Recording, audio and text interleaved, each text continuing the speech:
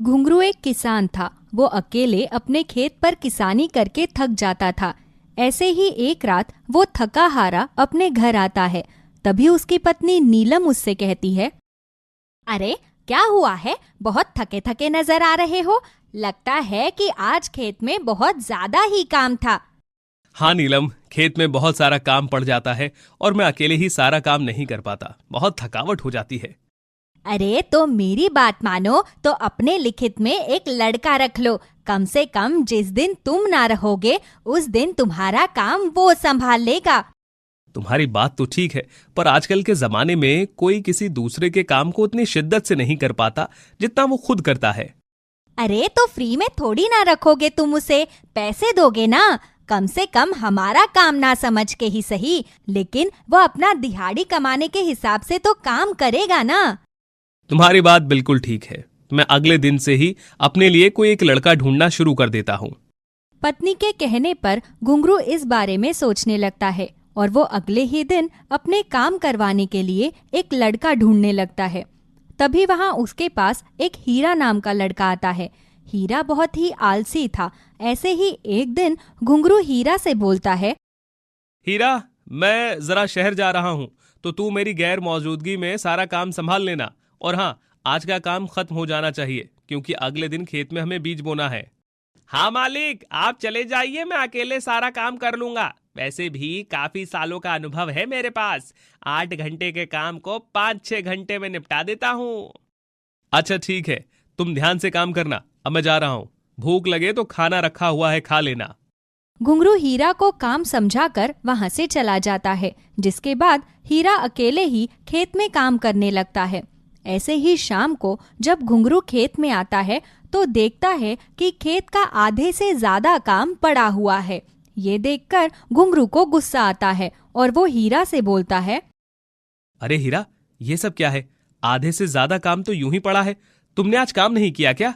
माफ करना मालिक, दरअसल मेरा पेट खराब हो गया था, इसीलिए मैं बार बार खेत में हल्का होने जा रहा था। माफ करना, कल आपका सारा काम कर दूंगा। अच्छा चल, कोई बात नहीं। तूने दवाई खाई?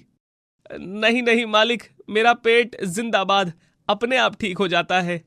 हीरा बीमारी का बहाना लगा देता है, जिस पर घुंघरू हीरा से कुछ नहीं कहता। ऐसे ही कुछ दिन और बीत जाते हैं। एक बार फिर से घुंघरू और हीरा दोनों खेत में काम करने जाते हैं। तभी हीरा फिर से अपनी बीमारी का बहाना बना देता है। अरे मालिक, आज मेरे पेट में फिर से दर्द है। आप बुरा ना माने तो क्या मैं पेड़ की छांव में थोड़ा आराम कर लूं, जब तक आप थोड़ा बहुत काम निपटा दीजिए। अरे हीरा, तू अपना इलाज ठीक से क्यों नहीं करवाता? मैं देख रहा हूं, जब से तू काम पर लगा है तब से तेरे पेट में बार बार दर्द हो रहा है। तू एक बार किसी अच्छे से डॉक्टर को दिखा ले। नहीं नहीं मालिक, आप तो जानते ही हैं गरीबी में कैसे कैसे मैं अपना पेट पाल रहा हूं, और मेरे पास इतने पैसे नहीं हैं कि मैं अपना इलाज करवा पाऊं। इसीलिए आप चिंता मत कीजिए, मैं ठीक हो जाऊंगा। शरीर है, आज नहीं तो कल दिक्कत तो देगा ही। अच्छा ठीक है, तू जाकर आराम कर ले, मैं बाकी का काम कर देता हूँ। हीरा बार बार कामचोरी करने का बहाना बनाया करता था। ऐसे ही एक दिन एक बार फिर से हीरा कमजोरी का बहाना बनाकर पेड़ की छांव में बैठकर मटर गश्ती कर रहा था। तो वही दूसरी तरफ घुंघरू अकेले ही पूरे खेत में काम कर रहा था। अचानक से घुंघरू को प्यास लगती है। वो पानी पीने के लिए पेड़ की ओर जाता है और देखता है कि हीरा आराम से अपने दोस्तों के साथ बैठकर जुआ खेल रहा है। ये देखकर घुंघरू को गुस्सा आता है। अच्छा, तो यहाँ ये सब चल रहा है। तेरी तबीयत खराब नहीं है, बल्कि तुझे काम करने का मन नहीं करता। तभी तो तू रोज कोई ना कोई नया बहाना बनाकर यहाँ बैठा रहता है। अरे मालिक, आप गलत समझ रहे हैं, ऐसी बात नहीं है। अरे रहने दे रहने दे, अब तुझे कल से काम पर आने की जरूरत नहीं है। तुझे जो करना है वो कर। मुझे तेरे जैसे कामचोर लोगों की जरूरत नहीं है। मुझे मेरे खेत पर ईमानदार और मेहनती लोग चाहिए। घुंघरू हीरा को काम पर से निकाल देता है। ऐसे ही शाम को घुंघरू घर आकर अपनी पत्नी को इस बारे में बताता है। जिसके बाद नीलम उससे बोलती है, कोई बात नहीं, तुम चिंता मत करो। मेरी बात मानो तो अपने लिए कोई बैल ढूंढ लो और उस बैल से ही खेत पर काम करवाओ। जितने वफादार जानवर होते हैं उतने इंसान नहीं होते, इसलिए इंसान को छोड़कर अब जानवर रख लो अपने खेत पर। अच्छा ठीक है, मैं कल ही अपने लिए एक बैल खरीद कर लेकर आता हूँ।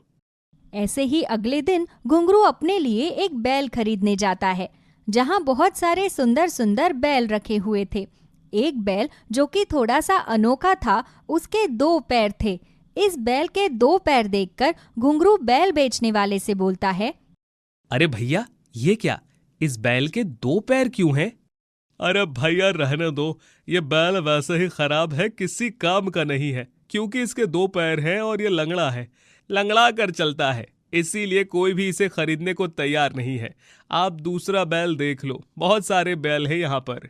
लेकिन ये बैल देखने में तो बिल्कुल ठीक है, फिर इसे कोई क्यों नहीं खरीदता? अरे भैया, आपको तो पता ही है, हर कोई चाहता है कि उसके पास एक स्वस्थ गाय या बैल हो। ये बैल थोड़ा लंगड़ा कर चलता है, इसीलिए इसे कोई नहीं खरीदना चाहता। अच्छा कोई बात नहीं, एक काम करो, आप मुझे यही 2 पैर वाला बैल दे दो। भले ही इसके 2 पैर हों और भले ही ये बहुत लंगड़ा कर चलता हो, लेकिन मैं इसे अपने पास रखूंगा, क्योंकि भगवान इस दुनिया में किसी को सर्वगुण संपन्न नहीं बनाता है। हर किसी में कोई ना कोई कमी जरूर होती है।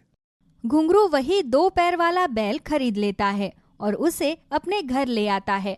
2 पैर वाले बैल को देखकर नीलम अजीब सा मुंह बनाती है और कहती है, अरे ये क्या, खेत पर काम करवाने के लिए हमें बैल चाहिए था, ना कि घर में आराम करने के लिए। ये बैल तो ठीक से चल भी नहीं पाता, क्या देखकर ले आए तुम इसको?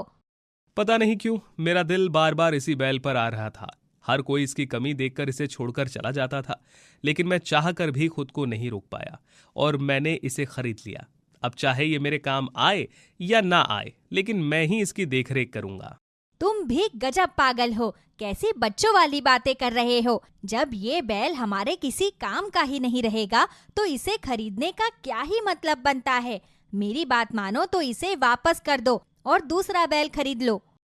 अरे नहीं नहीं, वैसे भी इस बैल का इस दुनिया में कोई नहीं है जो इसकी ठीक से देखभाल कर पाता। इसी बहाने हमें थोड़ा पुण्य कमाने का मौका मिल जाएगा। मेरी बात मानो तो तुम भी इसकी देखरेख करना शुरू कर दो। सच में बड़ा ही पागल है मेरा पति। चलो, अब जब तुम इसे ले ही आए हो तो ये ही सही। ना चाहते हुए भी दोनों पति पत्नी उस बैल को अपना लेते हैं। ऐसे ही अगले दिन घुंघरू बैल को लेकर खेत जाता है और बैल को काम समझाते हुए कहता है, देख, मैं जा रहा हूँ शहर। अब अकेले तू मेरे इस काम को कितना संभाल सकता है वो तेरे ऊपर है। जब मैं शाम को वापस आऊंगा तब मुझे कोई शिकायत का मौका मत देना। बहुत उम्मीद है मुझे तुझसे। इतना बोलकर घुंघरू शहर चला जाता है। शाम को घुंघरू जब शहर से वापस अपने गांव आता है तो अपने खेत का नजारा देखकर घुंघरू की आंखें फटी की फटी रह जाती है। उस 2 पैर वाले बैल ने अकेले ही पूरे खेत का काम बड़े ही अच्छी तरह से कर दिया था। ये देखकर घुंघरू बहुत खुश होता है। अरे वाह, तू तो सच में बड़ा ही कमाल का है। भले ही तेरे 2 पैर हैं और तू ठीक से चल नहीं पाता, लेकिन काम तो तू बहुत अच्छा करता है। पहले दिन में ही तूने मुझे बहुत खुश कर दिया। चल, तुझे पेट भर के खाना दूंगा। घुंघरू खुशी खुशी अपने बैल को लेकर अपने घर आ जाता है। घर आने के बाद घुंघरू अपनी पत्नी को सारी बात बताता है, जिसके बाद नीलम बहुत खुश होती है और बैल को खूब सारा खाना देती है। ये ले मेरी बैल, तेरे को जितना खाना खाना है तू उतना खाना खा। सच में तू तो बहुत ही वफादार और मेहनती है। मैं तो बेकार में ही तेरी कमी देखकर तुझे वापस करने की बात कर रही थी। नीलम बैल से बातचीत कर ही रही थी कि तभी अचानक बैल खूब सारा गोबर देने लगता है और वो गोबर कोई आम गोबर नहीं बल्कि सोने का था। सोने का गोबर देखकर नीलम हैरान हो जाती है और वो घुंघरू को आवाज लगाती है। घुंघरू वहां भागता हुआ आता है। सोने का गोबर देखकर घुंघरू कहता है, अरे नीलम, मुझे तो लगता है ये कोई आम बैल नहीं बल्कि कोई जादुई बैल है। तुम बिल्कुल सही कह रहे हो। लगता है कि भगवान ने ही इसे हमारी मदद करने के लिए भेजा है। चलो, अच्छी बात है, इसी बहाने ही सही हम अपने साथ साथ दूसरों की भी मदद कर पाएंगे। ऐसे ही अगले दिन नीलम और घुंघरू दोनों मिलकर वो सोने का गोबर बेचकर अपने लिए 2-4 गाय और बैल खरीद लेते हैं। अब उन दोनों के पास किसी भी चीज की कोई कमी नहीं थी। धीरे धीरे जादुई 2 पैर वाले बैल की मदद से वो दोनों तरक्की की राह पर निकल पड़ते हैं। मैं तो चाहती हूँ कि हम एक गौशाला बनवाए जिसमें बहुत से ऐसे मासूम जानवर हो जिनके आगे पीछे कोई नहीं है, जिनकी देखभाल करने के लिए कोई नहीं है। हाँ हाँ, तुम जो कह रही हो वो बिल्कुल सही है। अब तो हमारे पास सब कुछ है, तो क्यों ना हम बेजुबान जानवरों की मदद करें। अब हमें इस काम में ज्यादा देरी नहीं करनी चाहिए, क्योंकि बहुत से जानवर ऐसे हैं जो यहाँ वहाँ दर दर की ठोकरें खा रहे हैं। घुंघरू और नीलम दोनों बहुत ही नेक दिल और साफ मन के इंसान थे। वो दोनों अपने साथ साथ दूसरों की भी मदद करना चाहते थे। दोनों मिलकर अपने लिए एक गौशाला बनवाते हैं। उस गौशाला में बहुत सारे बेसहारा जानवर थे। दोनों पति पत्नी मिलकर उन बेसहारा बेजुबान जानवरों की मदद किया करते थे और हंसी खुशी अपने जीवन में आगे बढ़ते हैं। किशनपुर नाम के एक गांव में रामू अपनी पत्नी सीता के साथ रहता था। उसके पास उसके 2 बैल थे जिनका नाम उसने प्यार से नंदू और भोलू रखा था। वो अपने दोनों बैलों से अपने बच्चों की तरह प्यार करता था। उसके बैल भी उसके साथ बहुत स्नेह से रहते थे। यहाँ तक कि जब रामू खुद उन्हें खाना खिलाने नहीं आता तब तक वो खाने की तरफ देखते भी नहीं थे। रामू पूरा दिन उनके साथ अपना खेत जोतता है, फिर उन्हें खाना खिलाकर खुद खाना खाता है। उनका जीवन बहुत ही खुशहाल चल रहा था, लेकिन वो कहते हैं ना कि कुछ लोगों को दूसरों की खुशी बर्दाश्त नहीं होती। ऐसे ही रामू के पड़ोस में सोहन नाम का एक आदमी रहता था, जिसे रामू और उसके बैलों के बीच का प्यार देखकर बहुत ईर्ष्या होती थी। इसके बैलों की वजह से ही इसकी खेत की जुताई इतनी अच्छी होती है। इसी वजह से दिन ब दिन अच्छे पैसे कमा रहा है। मन तो करता है इसके बैलों को कहीं दूर छोड़ाऊं, लेकिन ये दोनों घूम फिर कर फिर इसी के पास आ जाएंगे। मुझे इन बैलों को ठिकाने लगाने का कुछ और ही तरीका सोचना पड़ेगा। सोहन अपने दिमाग में बुरे विचारों को लाना शुरू कर देता है। तभी उसके मन में एक ख्याल आता है, क्यों ना मैं इन दोनों को खाने में कुछ ऐसा मिलाकर खिला दूं जिससे ये दोनों बीमार हो जाएं। बीमार होने के बाद तो ये वैसे भी कोई काम नहीं कर पाएंगे और रामू का काम अपने आप खराब हो जाएगा। सोहन दूर गांव से जाकर कोई जड़ी बूटी लेकर आता है। जब रामू अपने बैलों के लिए उनकी खोर में चारा खाने के लिए डालता है, तभी मौका पाकर सोहन बैलों के खाने में उस जड़ी बूटी को छिड़क देता है। नंदू और भोलू बड़े ही सीधे स्वभाव से उस चारे को खा लेते हैं, लेकिन उस चारे को खाने के बाद अचानक उनकी तबीयत खराब हो जाती है। अगले दिन जब रामू उनके पास आता है तो देखता है कि नंदू और भोलू का चेहरा उतरा हुआ है और उन दोनों के शरीर में जरा भी फुर्ती नहीं है। क्या बात है नंदू और भोलू, आज तुम दोनों का खेत में जाने का मन नहीं है क्या? रामू उनके चेहरे की तरफ देखता है तो उनका चेहरा बिल्कुल ढल चुका था। रामू उन्हें इस तरह देखकर घबरा जाता है। वो तुरंत ही डॉक्टर को उनके पास लेकर आता है। डॉक्टर साहब, मेरे नंदू और भोलू तो हमेशा ही बिल्कुल चुस्त दुरुस्त रहते हैं। पता नहीं आज अचानक इन दोनों को एक साथ क्या हो गया। चेहरा कितना ढल गया है इनका। लगता है इन दोनों ने कुछ गलत खा लिया है, इस वजह से इनकी तबीयत खराब हो गई है। मैंने इन्हें इंजेक्शन तो लगा दिया है, हो सकता है कि इन्हें धीरे धीरे आराम आ जाए। ये उनकी दवाइयां हैं, इन्हें खाने में मिलाकर खिला दीजिएगा।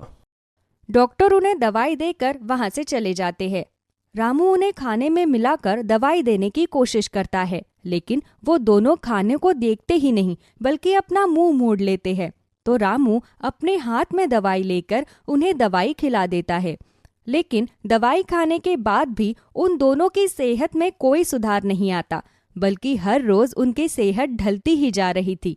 रामू कई बार डॉक्टर से उनका चेकअप करवाता है, लेकिन वो दोनों ठीक ही नहीं होते और 1 महीने के अंदर अंदर वो दोनों रामू को छोड़कर परलोक सिधार जाते हैं।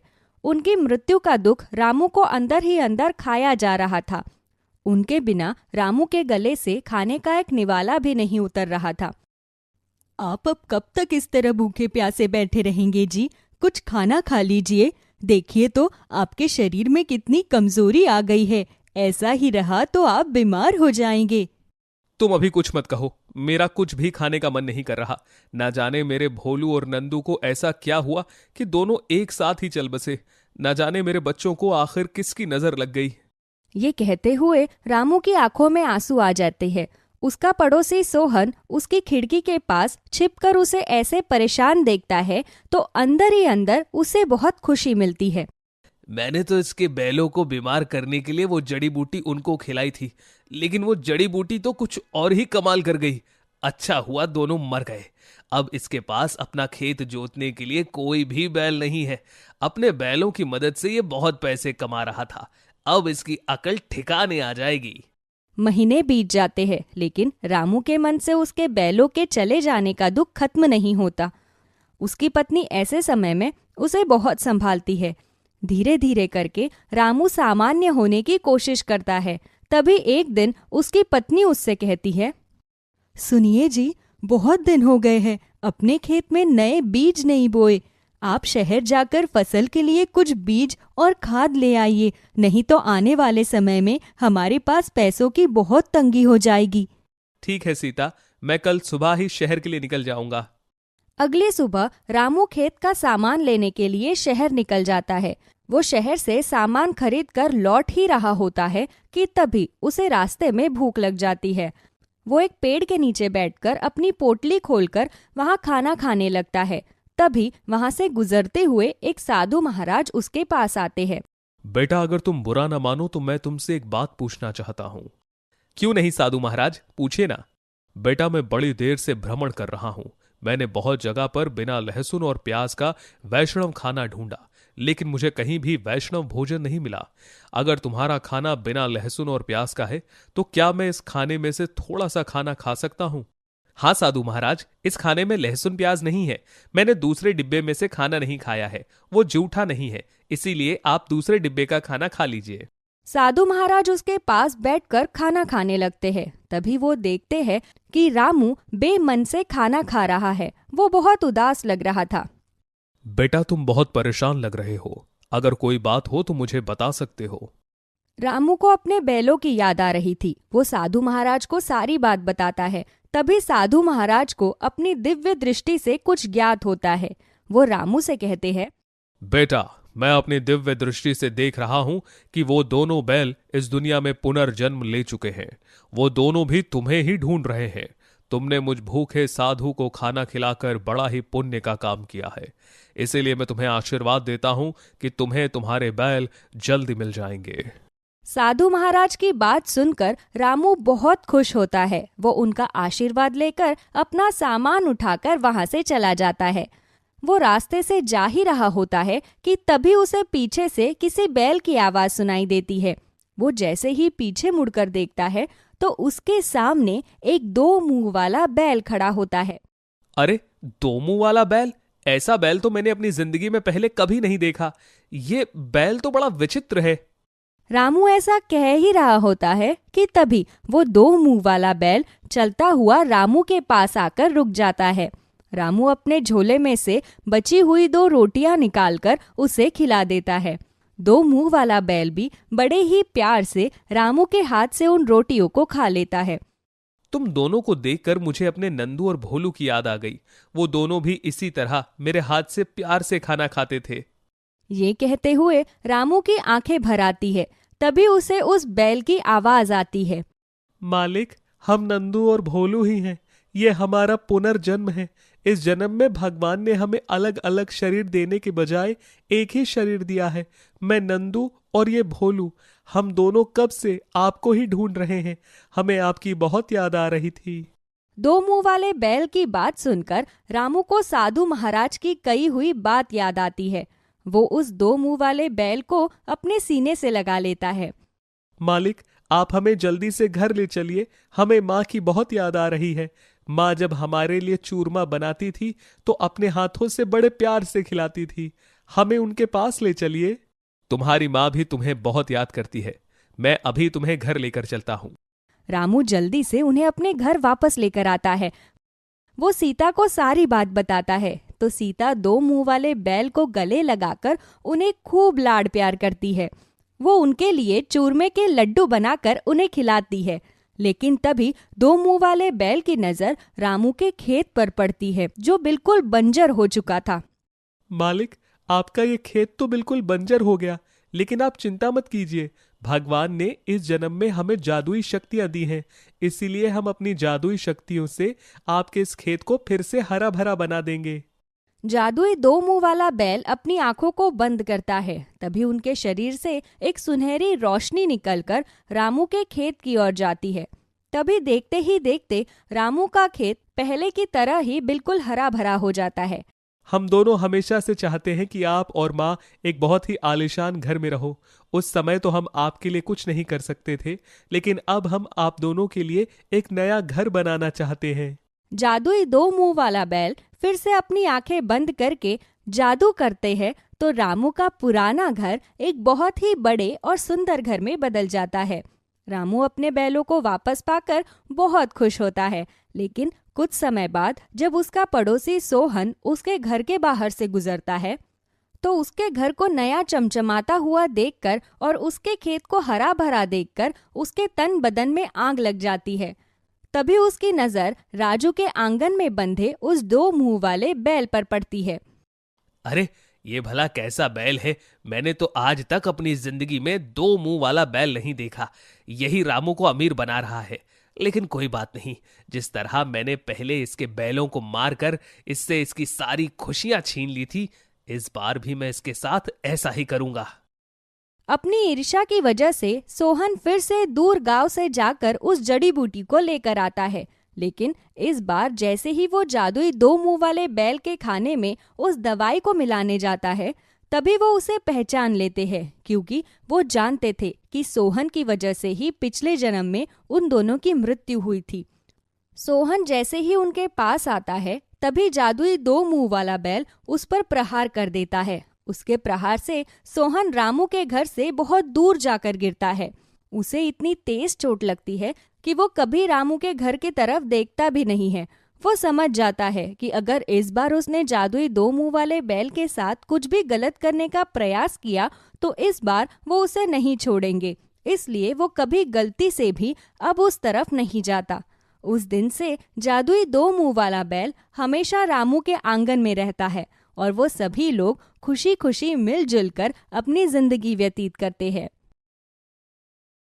विजय को हमेशा से अमीर बनने का शौक था, जिस वजह से वो मेहनत का रास्ता न अपनाकर अपनी एक अलग ही तिगड़म लगाने की सोचता था। ऐसे ही एक रात उसकी पत्नी शीतल विजय से बोलती है, अजी सुनते हो, घर में राशन खत्म हो गया है और बच्चों की स्कूल की फीस भी जमा करानी है। आखिर कब तक चलेगा ऐसे? आप कोई काम क्यों नहीं ढूंढ लेते अपने लिए? अरे शीतल, बस थोड़ा और इंतजार करो, देखना एक दिन मैं अमीर बन जाऊंगा और फिर हमारे सर से ये गरीबी का श्राप हमेशा हमेशा के लिए खत्म हो जाएगा। तुम्हें पता है, बाबा ने मुझे भरोसा दिलाया है कि इस बार इस टोटके से मेरे मन की इच्छा जरूर पूरी होगी।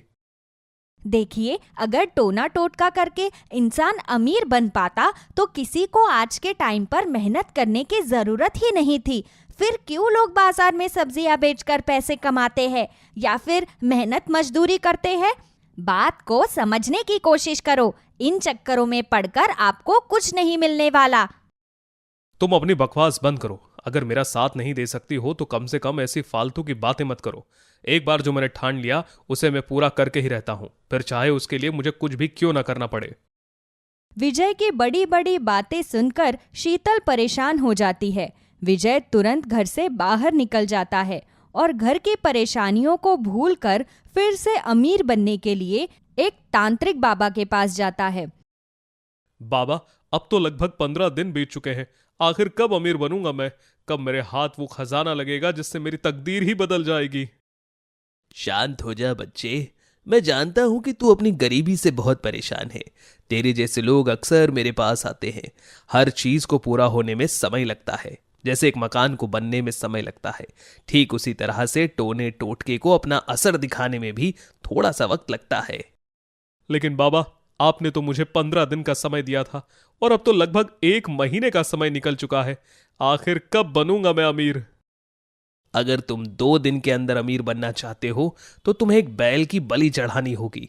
कहीं से भी एक पालतू बैल यहां ले आओ, मैं उस बैल की बलि चढ़ाऊंगा। जैसे ही उसकी बलि चढ़ेगी उसके तुरंत बाद तुम अमीर बन जाओगे। ठीक है बाबा, अमीर बनने के लिए मैं कुछ भी कर सकता हूं, फिर चाहे उसके लिए मुझे किसी की बलि ही क्यों ना चढ़ानी पड़े।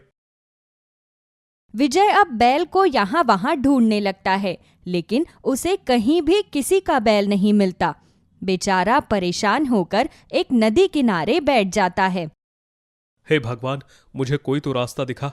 अरे कम से कम एक बैल मेरे सामने लाकर खड़ा कर दे, बाकी काम तो तांत्रिक बाबा ही कर देंगे, क्योंकि मुझे तुझसे तो कोई उम्मीद है ही नहीं। अगर तुमने मेरे बारे में कुछ अच्छा सोचा होता तो शायद इस जन्म में मैं अमीर होता। तभी वहां एक बूढ़ी औरत अपना बैल लेकर घूम रही थी। बैल भी उस औरत के साथ सैर कर रहा था। बूढ़ी औरत बैल को घुमाते घुमाते थक जाती है और खुद एक पेड़ की छांव में बैठ जाती है।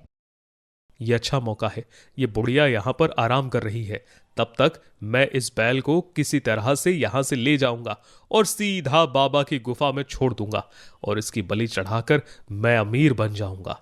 सच में भगवान, आज तो मुझे बहुत खुशी हो रही है।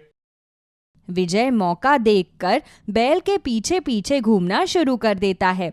बैल काफी आगे आ चुका था। विजय बैल को पकड़ने के लिए एक रस्सी को बैल के सींग में बांधने की कोशिश करता था, लेकिन तभी बैल का सींग उखड़ जाता है। ये देख विजय घबरा जाता है। बैल जोर जोर से चिल्लाने लगता है। तभी वो बूढ़ी औरत वहां आती है। बैल को इस तरह से देखकर बुढ़िया को विजय पर बहुत गुस्सा आता है। ये क्या किया तुमने इसके साथ? इसको चोट पहुंचाकर तुम्हें क्या मिल गया? अरे क्या बिगाड़ा था इसने तुम्हारा? मुझे माफ कर दो, मैंने जानबूझकर नहीं किया। ये सब करना मेरी मजबूरी है। आखिर ऐसी कौन सी मजबूरी आ गई तुम पर कि तुमने किसी बेजुबान को चोट पहुंचाने का सोचा? मुझे माफ कर दीजिए, मुझसे बहुत बड़ी भूल हो गई है। मेरी आंखों पर अमीर बनने की पट्टी चढ़ी हुई है। मुझे बस किसी भी कीमत पर अमीर बनना है, इसीलिए मैं आपका बैल चुराना चाहता था। तुम्हें पता भी है कि ये मेरे लिए सिर्फ एक बैल नहीं बल्कि मेरा बेटा है। बेटा, भगवान ने मुझे कोई औलाद नहीं दी। इस बैल को मैंने अपने बेटे की तरह प्यार किया है, लेकिन आज तुमने इसके साथ जो भी किया है वो बिल्कुल ठीक नहीं है। भगवान के लिए मुझे माफ कर दीजिए, मुझसे बहुत बड़ी भूल हो गई है। जाने अनजाने में रस्सी कुछ ज्यादा ही जोर से खींच दी, जिसकी वजह से इसका सींग उखड़ गया। तुम बहुत स्वार्थी हो। मैं तुम्हारी बातों से अंदाजा लगा सकती हूँ कि तुम सिर्फ और सिर्फ अपने बारे में सोचते हो। इसीलिए मैं तुम्हें श्राप देती हूँ कि तुम भी मेरे बैल की तरह बेजुबान बैल बनकर रह जाओगे और तुम्हारे 2 नहीं बल्कि 4 सींग होंगे। जब यहाँ वहां दर दर भटकोगे तब जाकर तुम्हें अकल आएगी। भगवान के लिए मुझे माफ कर दीजिए, मुझे इतना बड़ा श्राप मत दीजिए। मेरी बीवी बच्चे भूखे मर जाएंगे। अब तो मैंने तुम्हें श्राप दे दिया और इस श्राप से मुक्त होने का बस एक ही रास्ता है। जिस दिन तुम्हें तुम्हारी बीवी बच्चों ने पहचान लिया उस दिन तुम श्राप मुक्त हो जाओगे, वरना तुम जीवन भर 4 सिंग वाले बैल बनकर ही यहाँ वहां भटकते रहोगे। मुझे माफ कर दो, मुझे इतनी बड़ी सजा मत दो। मैं जानता हूं कि मैंने बहुत बड़ी गलती की है, लेकिन मेरे साथ ऐसा मत करो। बुढ़िया विजय को श्राप देकर वहां से चली जाती है, जिसके बाद विजय हमेशा के लिए 4 सींगों वाला बैल बन जाता है। विजय के सींग से बार बार अलग सी रोशनी आ रही थी, जिसे देखकर हर कोई उसे जादुई बैल कह रहा था। ऐसे ही रात को विजय अपने घर जाता है और घर के बाहर जोर जोर से चिल्लाने लगता है। उसकी आवाज सुनकर शीतल बाहर आती है और कहती है, अरे क्या हो गया है तुम्हें? क्यों चिल्ला रहे हो? लगता है कि तुम्हें भूख लगी है, लेकिन मेरे पास तो खाना और खिलाने के लिए कुछ भी नहीं है। मेरे पति अब तक घर वापस नहीं आए हैं। मैं बहुत देर से उनका इंतजार कर रही हूँ। अगर तुम चाहो तो यहाँ बैठकर इंतजार कर सकते हो। जैसे ही मेरे पति राशन लेकर आएंगे मैं तुम्हें रोटी बनाकर खिला दूंगी। तभी विजय के सींगों से एक अलग सी रोशनी आती है। रोशनी देख शीतल कहती है, अरे ये क्या? तुम्हारी सींग तो लाइट वाली है। लगता है कि तुम कोई जादुई बैल हो। पर तुम चिंता मत करो, जैसे ही मेरे पति आएंगे मैं तुम्हें बढ़िया बढ़िया खाना बनाकर खिलाऊंगी। शीतल के ये बातें सुनकर विजय की आंखों में आंसू आ जाते हैं, लेकिन बेचारा अब तो वो बैल बन चुका था, वो चाहकर भी कुछ नहीं कर सकता था। विजय के आंखों में आंसू आ जाते हैं। ये देखकर शीतल विजय जो कि बैल बन चुका था उसके आंसू पोंछती है और कहती है, क्या बात है, लगता है कि तुम्हें अपने घर वालों की याद आ रही है। भगवान ने इस दुनिया में किसी को बोलने के लिए जुबान दिया है और किसी को बेजुबान बनाया है।